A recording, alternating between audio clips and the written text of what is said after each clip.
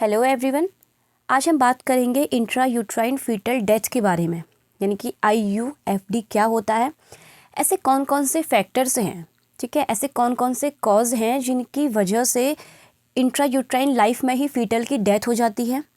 Okay और अगर किसी फीमेल में इंट्रा यूट्राइन फीटल डेथ हो गई है, यानी कि उसकी वूम में ही अगर फीटस डेथ हो गया है, बच्चा मर गया है, तो उस फीमेल में क्या क्या सिम्टम्स देखने को मिलते हैं उसके बारे में बात करेंगे। कैसे हम इस कंडीशन को डायग्नोस कर सकते हैं, ठीक है, हमें कैसे पता चलेगा कि फीटस जो है वो अंदर ही उसकी डेथ हो गई है। ओके और इसका हम कैसे मैनेजमेंट कर सकते हैं, ठीक है, एट द लास्ट कि अगर इसको प्रॉपर ट्रीट नहीं किया गया तो फीमेल में क्या क्या कॉम्प्लिकेशन देखने को मिल सकती हैं, इनके ऊपर आज हम बात करेंगे इस वीडियो में। ओके फर्स्टली तो हम ये बात करेंगे कि इंट्रा यूट्राइन फीटल डेथ होती क्या है। तो IUFD refers to the death of foetus in the womb after 20 weeks of pregnancy. जब फीटस की डेथ 20 वीक्स ऑफ जेस्टेशन के बाद हो रही हो, यानी कि 20 हफ्ते के बाद हो रही हो यूट्रस के अंदर, तो उसको हम बोलते हैं इंट्रा यूट्राइन फीटल डेथ, जिसमें फीटस का वेट कितना होता है 500 ग्राम और मोर देन 500 ग्राम। ठीक, तो इंट्रा यूट्राइन फीटल डेथ क्या है, जिसमें फीटस की डेथ यूट्रस के अंदर 20 वीक्स ऑफ जेस्टेशन के बाद हो रही है, जिसमें उसका वेट 500 ग्राम या 500 ग्राम से भी ज़्यादा है, उसको हम बोलते हैं इंट्रा यूट्राइन फीटल डेथ। लेकिन अगर फीटस की डेथ 20 वीक्स से पहले हो रही है, ठीक है, लेस देन 20 वीक्स हो रही है, तो इसको हम बोलते हैं एबॉर्शन। बेसिकली एबॉर्शन क्या है, जिसमें फीटस की डेथ 20 वीक्स से पहले हो जाती है, उसको हम एबॉर्शन टर्म देते हैं। इसमें फीटस का वेट जो होता है बेसिकली वो 500 ग्राम और 500 ग्राम से भी कम होता है। ओके उसके बाद हम बात करेंगे क्लासिफिकेशन के बारे में या फिर टाइप्स के बारे में। तो फर्स्टली कौन कौन से होते हैं, अर्ली IUFD, ठीक है, late IUFD and term IUFD। Early IUFD यानी कि अर्ली फीटल डेथ कब होती है, अगर फीटस जो है वो 20 से 27 वीक्स ऑफ जेस्टेशन के बीच में फीटस की डेथ हो रही है, यानी कि जब मदर अपने 20 से 27 हफ्ते की प्रेगनेंसी में होगी और उस दौरान अगर बच्चे की डेथ हो जाती है, तो उसको हम टर्म देते हैं early intrauterine foetal death, right. अब लेट IUFD किसको बोलते हैं, जब फीटस की डेथ 28 से 36 वीक्स ऑफ जेस्टेशन के बीच में हो रही हो, तो उसको हम बोलते हैं late intrauterine foetal death. Okay and term IUFD क्या है, जिसमें फीटस की डेथ 37 वीक पे या फिर 37 वीक से ज़्यादा हो गई है, तो उसको हम बोलते हैं इंट्रा यूट्राइन फीटल डेथ, जिसमें फीटस की डेथ या तो 37 वीक पे हो गई है या फिर 37 वीक के बाद फीटस की डेथ हो रही हो, तो उसको हम टर्म देते हैं term intrauterine foetal death. अब ऐसे कौन कौन से कॉजेज़ हैं, ऐसे कौन कौन से फैक्टर्स हैं जिसकी वजह से फीटस की डेथ हो जाती है, उसके बारे में बात करेंगे। उससे पहले मैं आपको एक बात बता दूं स्टिल बर्थ के बारे में, ठीक है। देखो 20 वीक्स से पहले अगर फीटस की डेथ होती है तो हम उसको टर्म देते हैं एबॉर्शन, ओके, और 20 वीक्स के बाद अगर फीटस की डेथ हो रही है तो उसको हम बोलते हैं इंट्रा यूट्राइन फीटल डेथ, जिसमें हमने टाइप्स पढ़े थे कि अर्ली IUFD होता है, लेट होता है और टर्म होता है। लेकिन अगर फीटस की डेथ जो है वो लेबर के टाइम पे हो रही है, यानी कि डिलीवरी के टाइम पे अगर फीटस की डेथ हो गई है, उसको हम क्या बोलते हैं, स्टिल बर्थ बोलते हैं, ठीक है, स्टिल बर्थ। अगर मैं बेसिकली बात करूं कि जैसे ही डिलीवरी हुई, लेबर हुआ, ठीक है, तो उसमें क्या हुआ, जो फीटस है जैसे ही बच्चा बाहर निकला तो वो मरा हुआ निकला, ठीक है, तो उसको हम बोलते हैं स्टिल बर्थ। जिसमें फीटस की डेथ डिलीवरी के टाइम पे हो जाए उसको हम बोलते हैं स्टिल बर्थ। ओके नेक्स्ट हम बात करेंगे कि ऐसे कौन कौन से कॉजेज़ या फिर फैक्टर्स हैं जिनकी वजह से फीटस की इंट्रा यूट्राइन लाइफ में ही डेथ हो जाती है। ऐसे कौन कौन से फैक्टर्स हैं, तो सबसे पहला है मैटरनल फैक्टर, यानी कि कुछ कंडीशंस ऐसी होती हैं मदर में जिसकी वजह से फीटस जो है, जो बच्चा है, वो यूट्रस के अंदर ही मर जाता है, ठीक है। तो सबसे पहला है डायबिटीज़ मेलाइटस। अगर फीमेल को अनकंट्रोल्ड डायबिटीज़ है, ओके, तो उसकी वजह से फीटस जो है वो वूम के अंदर ही उसकी डेथ हो सकती है। नेक्स्ट है मैटरनल इन्फेक्शन। मैटरनल इन्फेक्शन की अगर मैं बात करूँ तो मदर में अगर टॉर्च है, ठीक है, टॉर्च की फुल फॉर्म तो सबको पता होगी, टॉक्सोप्लाज्मोसिस। अदर इन्फेक्शन, R से आता है रूबेला, C से आता है साइटोमेगेलोवायरस और H से आता है HIV, ठीक है। तो अगर मदर को टॉर्च इन्फेक्शन है तो उसकी वजह से फीटस की डेथ हो सकती है। क्यों? क्योंकि ये जो टॉर्च इन्फेक्शन होता है ये प्लेसेंटा को क्रॉस करके फीटस को अफेक्ट करता है, जिसकी वजह से फीटस की इंट्रायूट्राइन लाइफ में ही डेथ हो सकती है। नेक्स्ट है PIH यानी कि प्रेगनेंसी इंड्यूस्ड हाइपरटेंशन। अगर फीमेल को, ठीक है, हाइपरटेंसिव डिसऑर्डर्स हैं जैसे प्री एक्लेम्शिया, एक्लेम्शिया, ये कुछ कंडीशंस हैं अगर फीमेल में प्रेगनेंसी के टाइम पे, तो इसमें क्या होता है कि प्लेसेंटल इनसफिशिएंसी हो जाती है, जिसकी वजह से फीटस को प्रॉपर अमाउंट में ऑक्सीजन, न्यूट्रिएंट्स की डिमांड उसकी फुलफ़िल नहीं हो पाती है, जिसकी वजह से फीटस जो है उसमें उसकी डेथ हो जाती है या फिर उसकी जो ग्रोथ है वो रिस्ट्रिक्ट हो जाती है, राइट। उसके बाद है मैटरनल ट्रॉमा। अगर प्रेगनेंसी के टाइम पे जब फीमेल प्रेग्नेंट है तो उस टाइम पे अगर फीमेल में कोई ट्रॉमा हो जाए, ठीक है, एक्सीडेंट हो जाए या फिर फीमेल जो है वो स्लिप होके गिर जाए, ठीक है, तो अगर ऐसे कुछ ट्रॉमा हो जाए फीमेल में जो सीधे सीधे कहाँ पे एब्डोमेन में हो रहा हो, तो जिसकी वजह से जो फीटस है उसकी डेथ हो सकती है। देन उसके बाद है advance maternal age. Advance maternal age means अगर जो फीमेल है वो 35 ईयर से ज़्यादा की है, ठीक है, मोर देन 35 ईयर अगर जो फीमेल है उसकी एज है तो उसमें भी इंट्रायूट्राइन फीटल डेथ हो सकता है। क्यों? क्योंकि एडवांस एज में क्या होता है कि यूट्रस उतना फेवरेबल नहीं होता है कंसीविंग के लिए, राइट, तो उसमें ज़्यादा चांसेस हो सकते हैं फीटस की डेथ होने की।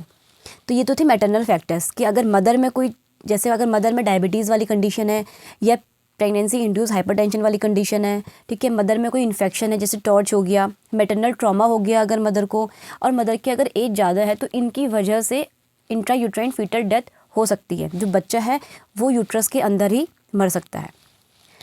नेक्स्ट है फीटल फैक्टर्स। अब ऐसे कौन कौन से फीटल फैक्टर्स हैं जिसकी वजह से फीटस की डेथ हो जाती है वूम के अंदर ही? तो सबसे पहले है कंजेनाइटल एनोमलीज। अगर बच्चे में कोई कंजेनाइटल एनोमलीज अंदर डेवलप हो रही है तो उसकी वजह से हो सकता है, जैसे अगर कार्डियक डिफेक्ट है फीटस में, ठीक है, उसकी वजह से हो सकता है, और क्रोमोसोमल एबनॉर्मलिटीज़ हैं अगर फीटस में तो उसकी वजह से बच्चा जो है खुद ही अंदर वो वूम में उसकी डेथ हो जाएगी। दूसरा है कोरियो एमनाइटिस, यानी कि अगर कोरियन और एमनियन जो हमारी फीटल मेम्ब्रेन होती हैं, ठीक है, जो फीटस को कवर करके रखती हैं, कोरियन और एमनियन, अगर उसका ही इन्फेक्शन हो जाए तो वो क्या लीड कर सकता है? इंट्रायूट्राइन फीटल डेथ को लीड कर सकता है। उसके बाद है RH इनकम्पेटिबिलिटी। RH इनकम्पेटिबिलिटी क्या होती है? जिसमें मदर का जो ब्लड ग्रुप है वो नेगेटिव है एंड जो फीटस का ब्लड ग्रुप है वो क्या है? पॉजिटिव है। तो उसकी वजह से RH इनकम्पेटिबिलिटी होती है। जो मदर की बॉडी है वो फीटस के ब्लड के अगेंस्ट एंटीबॉडीज़ बनाना स्टार्ट कर देती हैं, राइट। और ये कब होता है? ये सेकेंड प्रेगनेंसी में होता है। जैसे अगर एग्जांपल में बात करूँ, मदर क्या थी? फर्स्ट टाइम प्रेग्नेंट हुई, मदर का ब्लड ग्रुप क्या था? नेगेटिव था, ठीक है। मदर ने फर्स्ट टाइम बेबी कंसीव किया, बेबी क्या था? Positive, right. तो पहले बच्चे में कोई भी कॉम्प्लिकेशन देखने को नहीं मिलेगी, लेकिन जैसे ही वो सेकंड बेबी को कंसीव करेगी तो उस टाइम पे क्या होता है, क्योंकि डिलीवरी के टाइम पे क्या होता है कि कुछ अमाउंट जो ब्लड होता है फीटस का वो मदर में चले जाता है। अब मदर में क्या है? कोई भी RH पॉजिटिव RH फैक्टर नहीं है मदर में, इसीलिए मदर क्या है? RH नेगेटिव है, राइट। तो जैसे ही बच्चे का ब्लड जो है मदर में मिक्स होगा तो मदर की बॉडी क्या करेगी? उस RH पॉजिटिव जो फैक्टर है उसके अगेंस्ट एंटीबॉडीज़ बनाना स्टार्ट कर देगी, ओके। फिर जैसे ही वो सेकंड बेबी को कंसीव करेगी तो उस टाइम पे क्या होगा? अगर सेकंड बेबी भी पॉजिटिव है, मतलब ब्लड ग्रुप पॉजिटिव वाला है, तो उस टाइम पे क्या होगा कि जो मदर की एंटीबॉडीज़ बनी थी वो क्या करेंगी? बच्चे को डिस्ट्रॉय करना स्टार्ट कर देंगी। बच्चे की जो RBCs होती हैं, ठीक है, उनको डिस्ट्रॉय करना स्टार्ट कर देगी, जिसकी वजह से यूट्रस के अंदर ही फीटस की डेथ हो सकती है। नेक्स्ट है नॉन इम्यून हाइड्रोप्स फिटालिस। अब ये नॉन इम्यून हाइड्रोप्स फिटालिस क्या है? ये एक ऐसी कंडीशन होती है जिसमें फीटस की बॉडी में मल्टीपल कंपार्टमेंट्स में क्या फ्लूइड का एक्यूमुलेशन होना स्टार्ट हो जाता है। जैसे आपको इमेज में भी शो हो रहा होगा, ये क्या है? फीटस है, ठीक है। इसकी बॉडी में आपको देख रहे होंगे मल्टीपल कंपार्टमेंट में एक्सेसिव फ्लूइड का एक्यूमुलेशन हो गया, जिसकी वजह से फीटस कुछ इस तरीके के दिखाई दे रहा है, ठीक है। मल्टीपल कंपार्टमेंट की अगर मैं बात करूं तो जो फ्लूइड है वो बच्चे के एब्डोमेन में एक्यूमुलेट हो सकता है, ठीक है। बच्चे की जो प्लूरल कैविटी होती है वहाँ पे जो फ्लूइड है वो एक्यूमुलेट हो सकता है, जो पेरिकार्डियल कैविटी होती है वहाँ पे फ्लूइड एक्यूमुलेट हो सकता है, स्किन एडिमा हो सकती है। तो इसको हम बोलते हैं नॉन इम्यून हाइड्रोप्स फिटालिस, जिसमें बच्चे के बॉडी के मल्टीपल कंपार्टमेंट्स में एक्सेसिव फ्लूइड का एक्यूमुलेशन हो जाता है। ठीक है, इस कंडीशन की वजह से भी फीटस की डेथ हो सकती है। तो ये क्या थे, कुछ फीटल फैक्टर्स थे, यानी कि कुछ फीटस में प्रॉब्लम है जिसकी वजह से उसकी डेथ हो गई है, राइट। उसके बाद है प्लेसेंटल फैक्टर्स। अगर प्लेसेंटा में कोई प्रॉब्लम है तो उसकी वजह से भी फीटस की डेथ हो सकती है। कैसे? सबसे फर्स्ट है APH यानी कि एंटीपार्टम हेमरेज। ठीक है, आपको पता है कि एंटीपार्टम हेमरेज में बेसिकली 2 कंडीशंस आती हैं। अगर फीमेल में क्या है, प्लेसेंटा प्रीविया है और एब्रप्शियो प्लेसेंटा वाली कंडीशन है, एब्रप्शियो प्लेसेंटा वाली कंडीशन है। तो इस कंडीशन में क्या होता है, प्लेसेंटल इनसफिशिएंसी होती है। ठीक है, तो जिसकी वजह से फीटस की यूट्रस के अंदर ही डेथ हो सकती है। देन उसके बाद है प्लेसेंटल इंसफिशिएंसी। अगर प्लेसेंटा को प्रॉपर अमाउंट में ब्लड फ्लो नहीं मिल रहा है तो प्लेसेंटा फीटस की डिमांड कैसे फुलफ़िल करेगा? ठीक है, फीटस को कैसे वो ब्लड फ्लो देगा, कैसे उसकी न्यूट्रिशन डिमांड को फुलफ़िल करेगा, जिसकी वजह से फीटस की डेथ हो सकती है, राइट। उसके बाद है कॉर्ड एक्सीडेंट। कॉर्ड एक्सीडेंट अगर मैं बात करूँ तो इसमें कुछ कंडीशंस आती हैं, जैसे कॉर्ड प्रोलैप्स। ठीक है, यानी कि जिसमें क्या होता है, जो कॉर्ड है वो फीटस के डिलीवर होने से पहले ही जब कॉर्ड फीटस की डिलीवरी होने से पहले ही कॉर्ड बाहर आ जाती है, तो उसको हम बोलते हैं कॉर्ड प्रोलैप्स वाली कंडीशन। तो अगर कॉर्ड प्रोलैप्स हो गई यानी कि फीटस अभी वूम में ही है और जो कॉर्ड है वो बाहर आ गई है। ठीक है, और कौन सी कंडीशन हो सकती है? True note. ट्रू नोट क्या होता है और फॉल्स नोट। देखो, ट्रू नोट क्या होता है, जिसमें एक्चुअल में अम्बिलिकल जो कॉर्ड होती है उसमें नोट बन जाती है, यानी कि उसमें एक्चुअल में गांठ बन जाती है, उसको हम बोलते हैं ट्रू नोट। फॉल्स नोट क्या होता है, जिसमें वॉटसन जेली का कलेक्शन हो जाता है हमारे अम्बिलिकल कॉर्ड में, उसको हम बोलते हैं फॉल्स नोट, राइट। और अगर उसका ना मेरे को नाम याद नहीं आ रहा है, लेकिन मैं इससे बता दूं कि अगर जब जो अम्बिलिकल कॉर्ड है अगर वो फीटस के नेक के अराउंड टाई हो जाए, ठीक है, तो अगर ऐसी कुछ कंडीशंस हैं तो उसकी वजह से भी फीटस की डेथ हो सकती है। मेरे को एक्चुअली उसका नाम याद नहीं आ रहा है। ठीक है, मतलब उसमें क्या होता है कि जो अम्बिलिकल कॉर्ड होती है ना वो फीटस के नेक के अराउंड टाई हो जाती है, जिसकी वजह से फीटल जो है वो डिस्ट्रेस में चले जाता है और फीटस की डेथ हो जाती है। बेसिकली ये था। ठीक है, तो उसका नाम मुझे प्रॉपर याद नहीं आ रहा क्या है करके। तो अगर कॉर्ड अम्बिलिकल कॉर्ड में कोई प्रॉब्लम है इसकी वजह से भी फीटस की डेथ हो सकती है।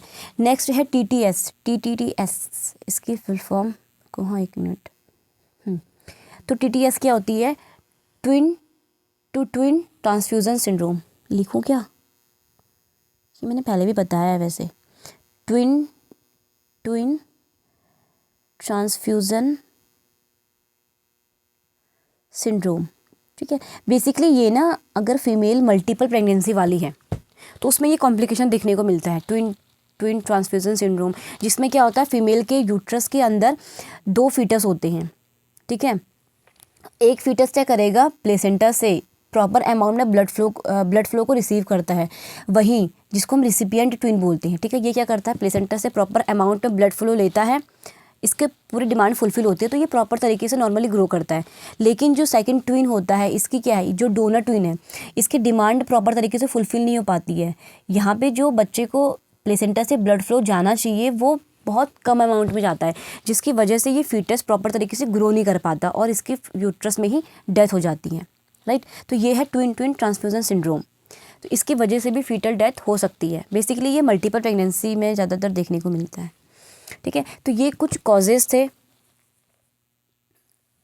जिनकी वजह से क्या हो सकती है, फीटस की इंट्रा यूट्राइन लाइफ में डेथ हो सकती है। ओके, उसके बाद sign and symptoms of intrauterine foetal death. अगर फीमेल हमारे पास आती है तो उस पर हम क्या क्या सिम्टम्स देखेंगे इंट्रा यूट्राइन फीटल डेथ के। तो सबसे पहला है अब्सेंस ऑफ फीटल मूवमेंट। जो फीटल मूवमेंट है, फीटल मूवमेंट यानी कि जो बच्चा मूव करता है, ठीक है, वो रुक जाएगा क्योंकि बच्चा ग्रो ही नहीं कर पा रहा है, बच्चे की अंदर डेथ हो गई है यूट्रस के अंदर ही। ठीक है, तो इसमें क्या होगी, जो फीटल मूवमेंट होगी वो हम फील नहीं कर पाएंगे, वो अब्सेंस होगी। देन उसके बाद है fundal height is less than gestational age. जो फंडल हाइट होगी, यूट्रस की जो फंडल हाइट होती है वो जेस्टेशनल एज से कम होगी। क्यों? क्योंकि फीटस के अंदर डेथ हो गई है। अगर फीटस ग्रो कर रहा होता तो यूट्रस भी ग्रो करता, ठीक है। यूट्रस का जो फंडल वाला एरिया है, फंडल हाइट बढ़ती। अब जो फीटस है उसकी डेथ हो गई है, फीटस ग्रो नहीं कर रहा है, तो फंडल हाइट कैसे बढ़ेगी? इसीलिए फंडल हाइट जो होगी वो जेस्टेशनल एज से हमेशा कम होगी, राइट। जैसे अगर मैं एग्जांपल बोलूँ कि अगर मदर 34 वीक्स ऑफ जेस्टेशन की है तो उसके अकॉर्डिंग जितनी फंडल हाइट होनी चाहिए उससे हमेशा कम होगी, ठीक। उसके बाद है FHS एब्सेंट। जो फीटल हार्ट साउंड होते हैं वो एब्सेंट होगी फीटस में। जब हम स्टेथोस्कोप या फिर कोई भी इलेक्ट्रॉनिक डिवाइस से हम फीटल की हार्ट साउंड को हर्ट करेंगे, ठीक है, हियर करेंगे, तो उसमें क्या होगी, जो फीटल हार्ट साउंड होगी वो हमें सुनाई नहीं देगी, वो एब्सेंट होगी क्योंकि फीटस के अंदर डेथ हो चुकी है। देन उसके बाद है सबसाइड प्रेगनेंसी सिम्टम्स। जो प्रेगनेंसी सिम्टम्स फीमेल में अराइज होते हैं प्रेगनेंसी के टाइम पे, वो सारे के सारे सबसाइड हो जाएंगे, वो सारे के सारे हट जाएंगे।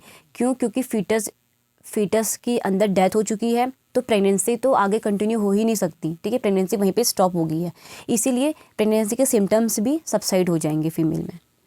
उसके बाद है tobacco juice colour of amniotic fluid.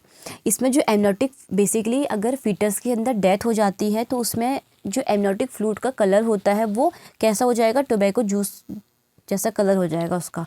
क्यों? क्योंकि फीटस के अंदर डेथ हो गई है, फीटस में अंदर क्या है, एमनियोटिक फ्लूइड में ओल्ड आरबीसीज प्रेजेंट होंगे, तो उन ओल्ड आरबीसीज के प्रेजेंस की वजह से जो एमनियोटिक फ्लूइड होगा ना उसका कलर कैसा होगा, टोबैको जूस कलर का होगा, ठीक।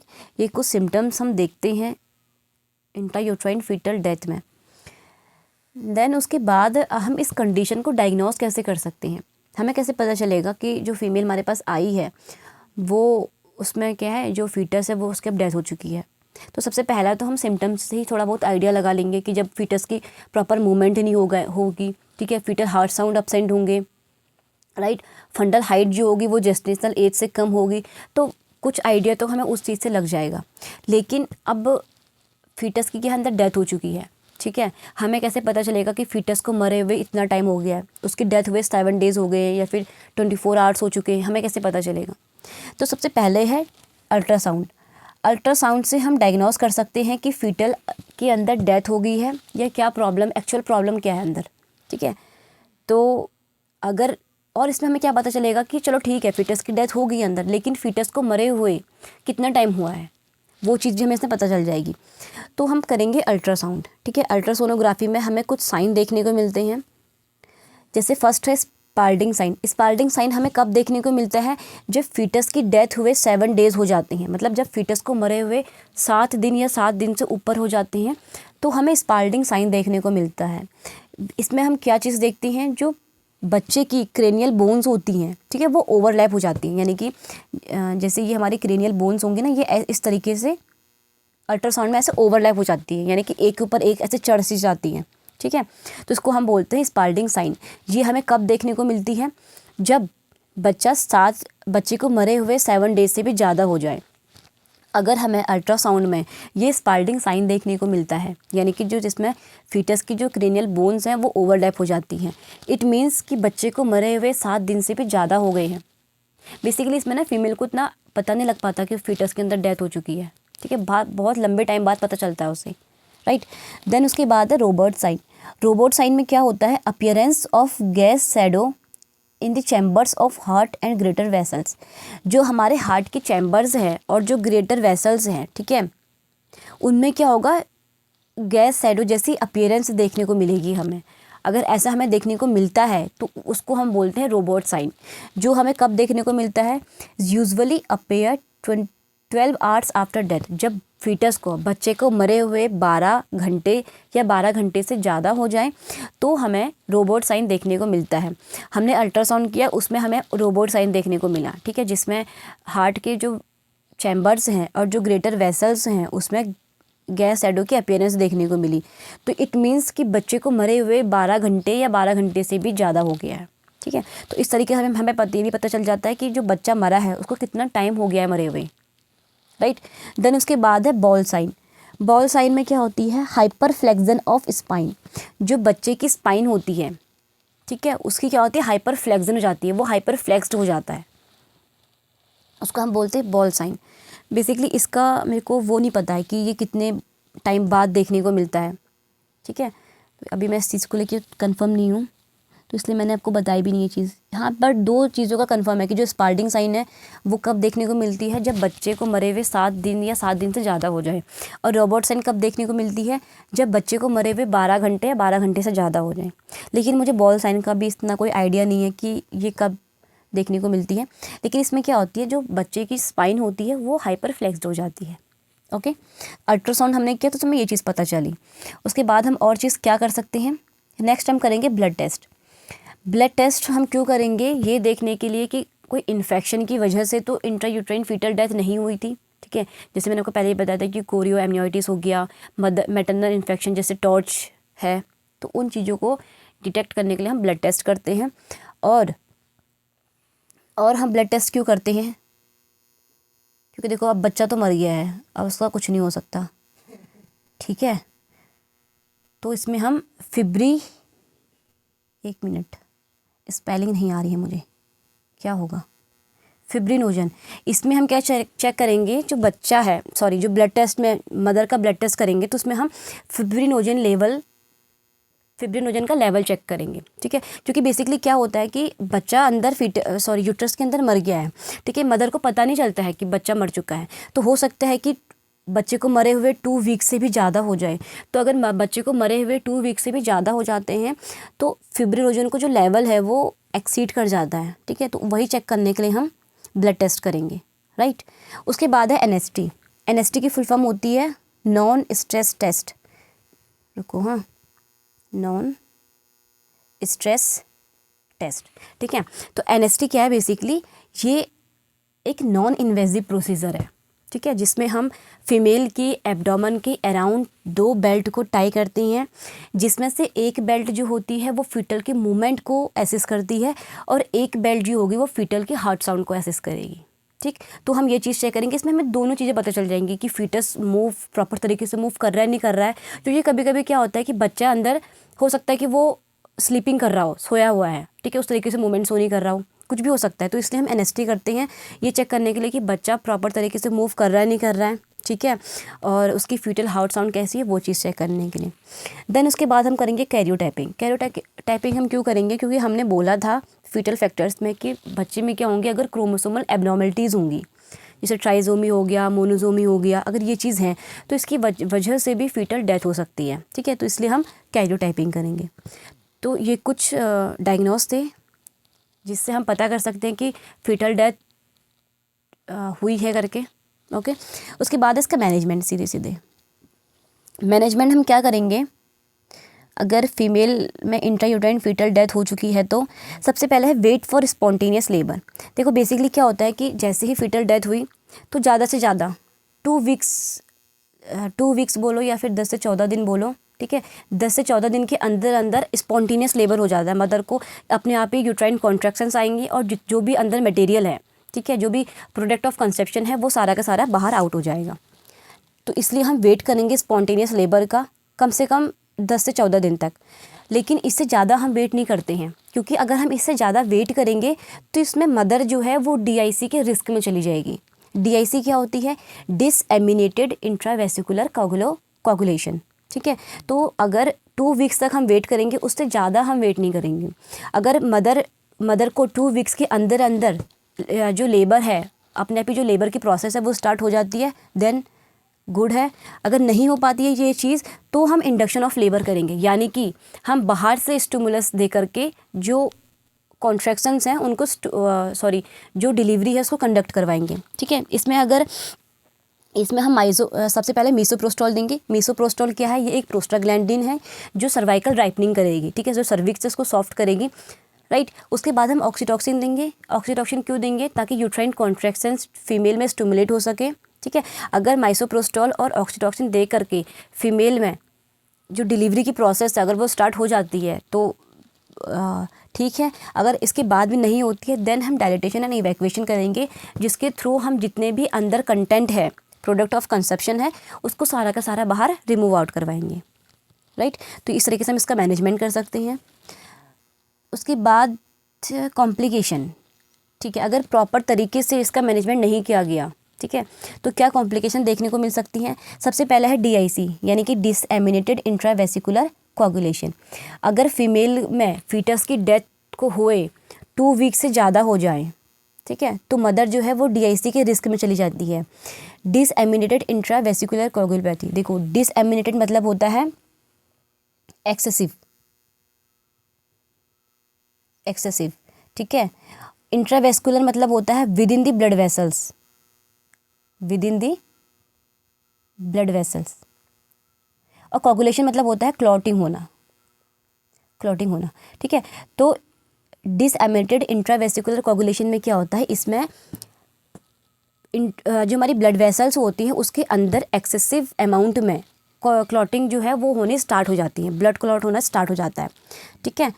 हुआ क्या, अंदर इन्फेक्टेड मटेरियल अभी भी है मदर के अंदर, जिसकी वजह से क्या होगा, वो हमारी जो ब्लड वेसल्स की अंदर की लाइनिंग होती है, एंडोथेलियम जो लाइनिंग होती है उसको डैमेज करना स्टार्ट कर देती है, जिसकी वजह से क्या होता है वहाँ पे जितने भी क्लॉटिंग फैक्टर्स हैं वो आ जाते हैं, ठीक है। अब क्लॉटिंग फैक्टर्स जितने भी आए हैं वो सारे के सारे क्या होते हैं वहाँ पे आकर के क्लॉट करना स्टार्ट कर देते हैं। तो बॉडी की जितना भी क्लॉटिंग है वो सारे के सारे वहाँ पे यूज्ड हो जाते हैं, जिसकी वजह से क्या होता है बाद में मदर को एक्सेसिव ब्लीडिंग देखने को मिलती है, ठीक है। उस कंडीशन को हम बोलते हैं डिसएमिनेटेड इंट्रावेस्टिकुलर कोगुलेशन, जिसमें मदर में एक्सेसिव ब्लीडिंग हो जाती है। क्यों? क्योंकि जितने भी क्लॉटिंग फैक्टर्स हैं वो सारे के सारे यूज्ड हो जाते हैं। देन उसके बाद है PTSD यानी कि पोस्ट ट्रॉमेटिक स्ट्रेस डिसऑर्डर, जिसमें इसमें क्या हो सकता है, अगर इंट्रायूट्राइन फीटल डेथ हो गई है, ठीक है, तो मदर PTSD में भी जा सकती है। देन उसके बाद है इन्फेक्शन, मदर को इन्फेक्शन हो सकता है क्योंकि अगर जो वो है क्या फीटस है, जो अब वो फीटस क्या है उसकी डेथ हो गई है तो वो क्या एक इन्फेक्टेड मटेरियल है, ठीक है, जो क्या करेगा अंदर अंदर और मदर के और चीज़ों को भी डैमेज करना स्टार्ट करेगा। इसमें मदर में एंडोमेट्राइटिस हो सकता है, मदर में सेप्सिस वाली कंडीशन हो सकती है, ठीक है। तो ये कुछ कॉम्प्लिकेशन जो हैं वो फीमेल में अराइज हो सकती हैं अगर जो फीटस है, जो ये IUFD वाली कंडीशन है इसका प्रॉपर ट्रीटमेंट नहीं किया गया, फीटस को जो डेथ फीटस है उसको बाहर रिमूव आउट नहीं किया गया, तो सबसे पहले तो DIC हो सकता है फीमेल में, PTSD हो सकती है और इन्फेक्शन हो सकता है। तो आज की वीडियो में हमने डिस्कस किया था कि इंट्रायूट्राइन फीटल डेथ क्या होती है, ऐसे कौन कौन से फैक्टर्स हैं जिसकी वजह से बच्चा जो है वो यूट्रस के अंदर ही यानी कि इंट्रायूट्राइन लाइफ में ही वो उसकी डेथ हो जाती है, ठीक है। क्या सिम्टम्स देखने को मिलते हैं हमें, कैसे हम इसको डायग्नोस कर सकते हैं कि हाँ जो बच्चा है वो अब मर चुका है, उसको मरे हुए कितना टाइम हुआ है, वो चीज़ों को हम कैसे डायग्नोस कर सकते हैं, राइट। उसके बाद हमने इसका मैनेजमेंट के बारे में बात करी थी कि इसका हम मैनेजमेंट कैसे कर सकते हैं, और अगर इसका मैनेजमेंट प्रॉपर तरीके से नहीं किया गया तो क्या कॉम्प्लिकेशन अराइज हो सकती है फीमेल में, उसके बारे में हमने बात करी। सो गाइज़ आई होप कि आपको ये चीज़ें समझ आई होंगी। Thank you.